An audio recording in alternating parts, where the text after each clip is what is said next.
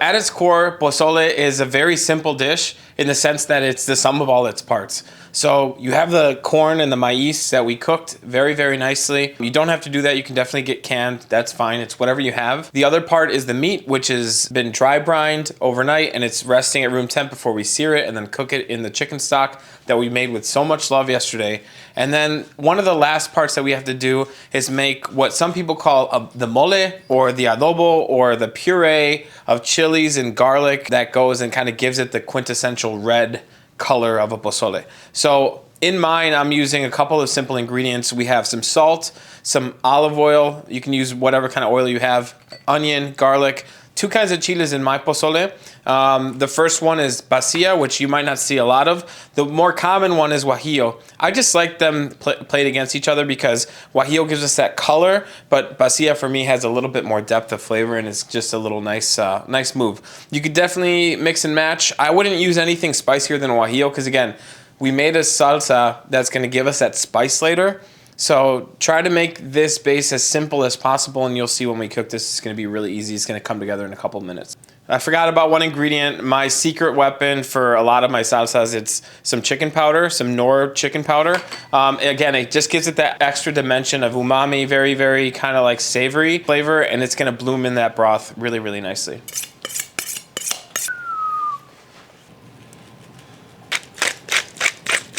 All right, so this meat has been seasoned and dry brining in the fridge for about 24 hours now. I'm gonna take it out of the fridge and let it rest at room temp for at least half an hour. That's gonna let the meat kind of come to room temp, and it's gonna give us an ability to sear it very, very nicely. So I'm gonna walk you through how I prep my chiles for making the pozole. I like taking some scissors and just getting the pata, or the foot of it, the stem off, and then I'm just gonna cut down on the flat side like this, right, all the way down. And I like using a little tray, or you can use a towel as well, and just getting your seeds out. And then all you have to do at this point is cut them into even sizes. They don't have to be perfect again. A lot of the knife work and stuff for this can be very rustic because again, this is getting pureed, so you don't really need to focus too much on the finesse part of it. All right, so for the onion on this one, we're just gonna take it and slice it, clean it up, like so. So now we're gonna cook all our ingredients for our mole. If I can work this thing. God damn it. Throw some oil in our pan. And you want a steep-sided pan because you don't want it too flat. You want a little steam in there. Like that. And anytime you're cooking onion, I like adding a pinch of salt into it. It's gonna help it sweat and kind of release its moisture and let it do its thing. Stir that up. And we're just gonna cook this until it's kind of tender, translucent. At that point, we're gonna add our garlic in there and just get them really, really caramelized. Again, this whole broth is very, very deep. I have to make my chicken broth for it. I have to dry brine the pork because again, when you have it together, you'll understand. I know there's gonna be some people seeing this and they're like, that's not how you do it. That's not traditional. Guys, get that word out of your vocabulary because tradition starts with you, individual. So if you wanna make it one way, make it one way. So our onions are looking good. They're getting softer. I'm gonna add the garlic into the mix. Garlic goes in, keep it moving. Again, the onions and garlic are nice and caramelized. I like the way they're looking. I'm gonna throw my chiles in there, toast them for like, I don't know, depending on your heat, smelling aromatic. You don't wanna take them too long. Don't cook them too much because then they get bitter. I'm gonna go guajillos first, pasilla second. Order doesn't matter. All right, stir these up, get the oil kind of coated on them, toast it up. We're gonna kill the heat and then put boiling water over them and then steep them until they're tender pretty much. All right, I'm gonna pour some hot water over these. You can use stock as well if you want, but we're using the chicken powder in there, so you don't really need the stock flavor.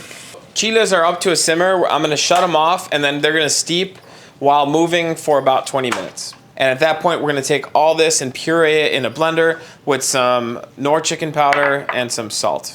It's time to sear. This meat has been dry brined with salt and pepper overnight. We have some back ribs here and some pork shoulder that we're just gonna sear on all sides, get it nice and golden brown, and then it's gonna go inside our stock and simmer until it's almost tender. And we're gonna combine everything in the pot and make our pozole.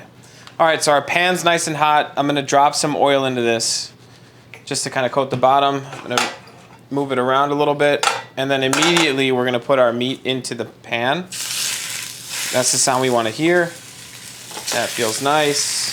We're just gonna sear these on all sides until they're golden brown, and at that point they're ready to go into the stock and simmer. Pork is seared really nicely. You can see the golden brown texture on this, and that has a lot to do with the dry brining overnight. And a lot of people are gonna say, oh, it's not traditional pozole. I'm telling you right now, this sets apart this recipe from every other one. Again, you can just do the dry brine step and then put it in your pot with your stock and some aromats in there, and it'll be really, really good. But I do think the dry brining is very, very important to season the meat, because if you look how big this meat is, just look how big the meat can be. But yeah, that's pretty much it. You really want to dry brine it because it needs to penetrate all these layers of meat here, and it's just a nice move to do. Anyway, going in the pot.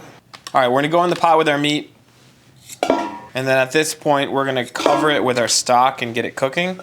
And I really don't wanna boil this at all. I just wanna make sure it's cooking nice and gently. And because our ribs are cut kind of the similar size as this, they'll cook around the same time.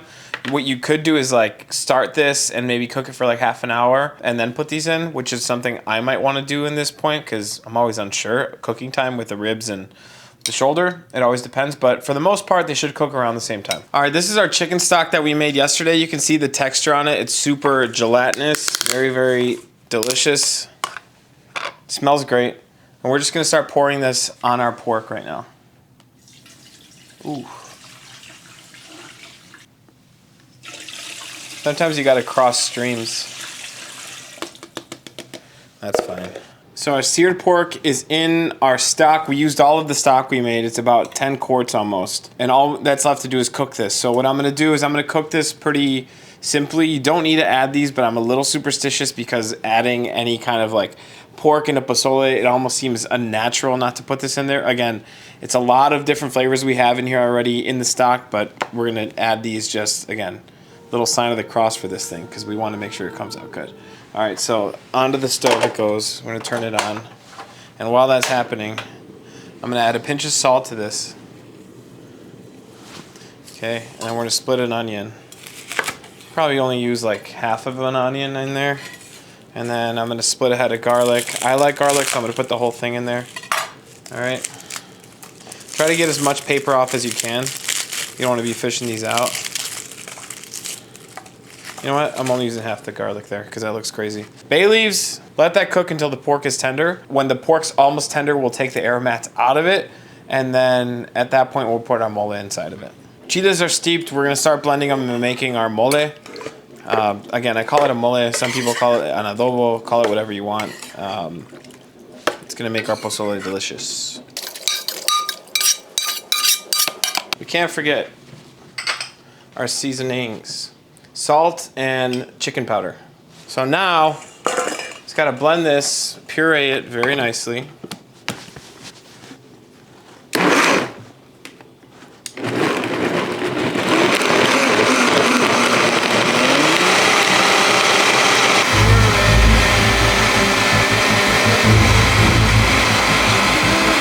Fuck yeah, that smells delicious. All we're gonna do now is take it and strain it because we don't want the chili doo-doo in there. The stuff in the chiles. Do not make this in the same blender your mom makes her licuados in because they're gonna taste like, either the pozole is gonna taste like fruit and Herbalife, and her Herbalife's gonna taste like pozole, which she would probably like. You know who I hope their Herbalife smoothies taste like pozole for the rest of their life is the woman that shot Selena. I hope she just stubs her toe every night. I hope she grows an extra toe just so it could get stubbed in the middle of the night. That's what I want for her. This keeps me up at night. There it is. Obviously, this recipe takes a long time to cook, so you're gonna have a lot of downtime. This is the time I like to just zone out, get in a flow state, and do all of my cutting of the vegetables, which are super important for pozole because it just provides a nice vegetal crunch for that deep red porky goodness that is the pozole. So these are the ones that got served at my table as a kid. Some radishes or rábano. We got some green cabbage, some white onion, tomato, and lime. You can also do some fried chiles de árbol on there. Also some oregano if you feel so inclined. Don't worry about it. Leave it. My dog's trying to kill herself by eating garlic. Don't worry about it. She's fine. Plus, we're thinking about getting a second dog, so then if anything happens to the first one, we got the second one going. The cops are already coming for me, so. Nice knowing you. Anyway, a lot of downtime for this recipe, so make sure you're doing something. Get this done. Keep stuff that can be kept in water, like the radish, the cabbage in water as well, and that's pretty much it. Let's get to work.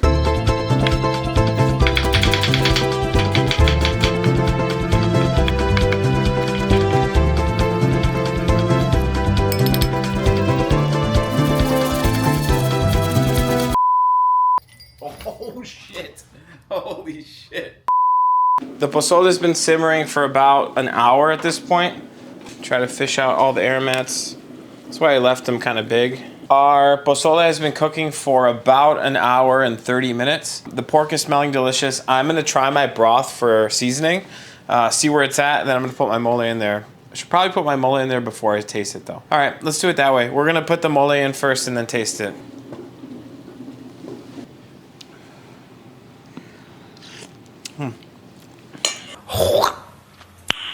Nice.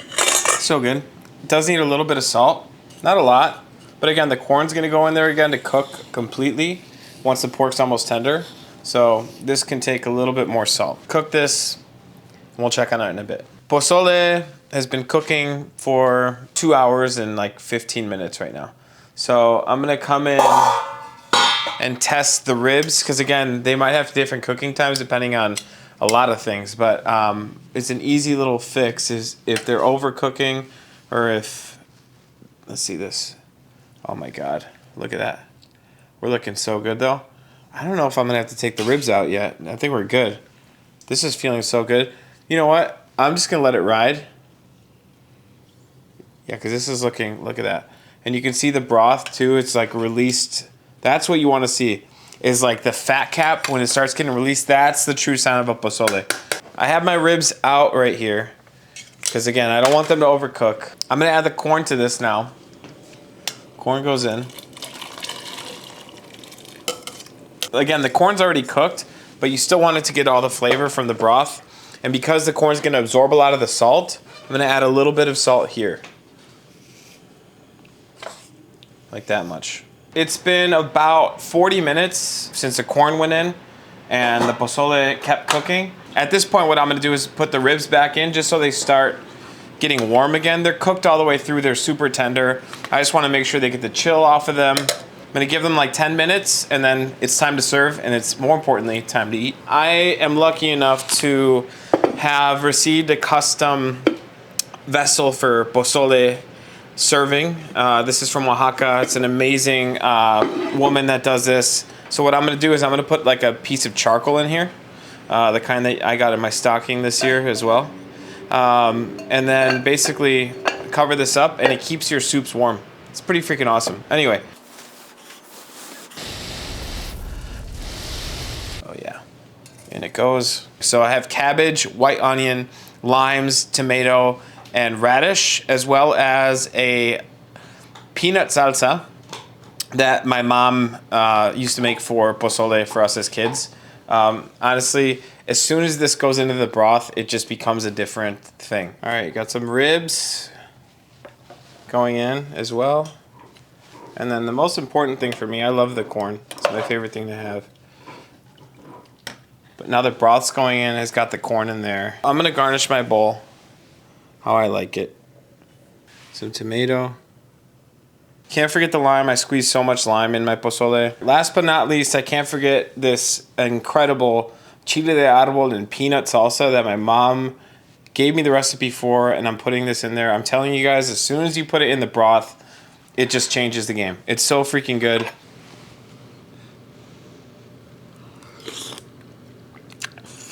Oh, dude, you guys don't even understand. It's like 11 degrees outside right now in Chicago. This is hitting on levels that I need, on spiritual levels. So when I was a kid, I had a phobia of soups after seeing the scene in Beetlejuice where like the shrimp hands come up and grip everyone's face and pull it down into the broth. I thought soups were the grossest thing in the world. And my mother, being the mom that she is, always made it a point when she made pozole. She knew I like grossed me out to have soups. She would make me this tostada, and for me, this is the only way to eat pozole. I have to have this tostada. I've done this at dinners that I've cooked, like course dinners, and the thing about this is you literally have to make pozole to make this dish. So go through with the whole process, but it's so freaking good. She would take the meat, kind of not shred it, but like pull it apart just barely. So she used to take this and just like take it, put it all around like that. And she'd take some of the corn as well, put it down. And then she would garnish it with the rest of the stuff. But I know for a fact she would season this like that. And then she would put lime down on this stuff. Tomato, onion, cabbage. My mouth's watering building this, it's so good. And then radishes around like that. One more squeeze of lime. Can't forget the peanut salsa on top. Have at least one of these with your next pozole adventure and think of me. Anyway.